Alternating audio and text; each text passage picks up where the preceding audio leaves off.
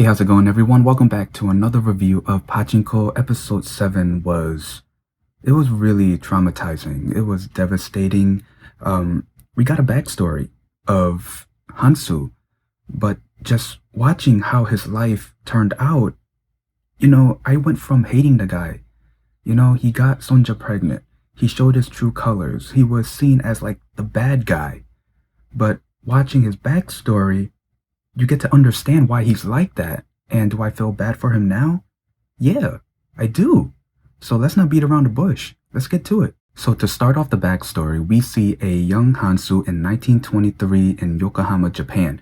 Young HanSu is an excellent mathematician. He even tutors an American family's son. His name is Andrew. Andrew and his mom do come into play in this backstory. HanSu's father is an accountant who works really hard to provide for HanSu and give him any opportunity that can change his life. And his father works for a crime boss who wants HanSu to start the business, but HanSu's dad kind of just shrugs it off. Andrew, the boy that HanSu is tutoring, he insists that his family take HanSu to America because he knows without HanSu, yeah, his math is pretty bad. But the idea sounds incredible for HanSu's dad. But also, he thinks that America won't treat Koreans as equals. But then HanSu's life turns around for the worse when his dad steals money from his crime boss. And HanSu, in order to save his dad, he begs the American family for a loan. If that wasn't enough, then we get to the earthquake of 1923. Thousands are dead. HanSu's dad and his boss are stuck under a wooden column. And here's the thing. Here's the crazy part. The boss managed to escape. And fearing that the aftershock of the earthquake is going to kill them all, he grabs HanSu and they both run away, leaving the dad stuck. So that's how HanSu parted with his dad.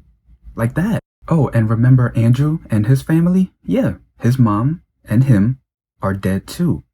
So HanSu found their dead bodies and he saw Andrew's mom's watch and he kept it. Yeah, the same watch. Oh, let's not stop there with the trauma. So now, after the earthquake, the Japanese thinks that the Koreans are going after the Japanese. So now they're hunting down Koreans, even the ones who didn't do anything. Now we got to see how HanSu's life was and how it turned out because of a series of events. That's crazy. Now I know I said I feel bad for the guy at the beginning of this video, but now I'm stuck. Here's the thing, before this episode, he was sort of seen as like the bad guy. But now after watching his backstory, I feel sorry for him. I mean, everything that happened to him, it wasn't his fault. But I will say this, they did a pretty good job in making me hate a character and then making me feel bad for him. This episode was just amazing. It was gut-wrenching. It was sad. It was traumatizing. Just seeing how HanSu's life was before and then after, because considering all the events that happened that changed his life, his dad, the earthquake, the crime boss, was just, man, you see all these dots being connected and you understand. It's like, okay, that's where the watch came from. That's how HanSu, has this type of attitude because he sort of joined a crime group because his dad worked for a crime boss. I want to know your thoughts now about HanSu now that you've watched his backstory. Do you guys feel bad for him? Do you guys still hate him, for getting Sonja pregnant and then showing his true colors, being seen as kind of like the villain in this drama? And yeah, that's pretty much the gist of the episode and my review. If there's anything I might have missed, please leave in the comments below. Other than that, like this video, comment down below, and subscribe. See ya.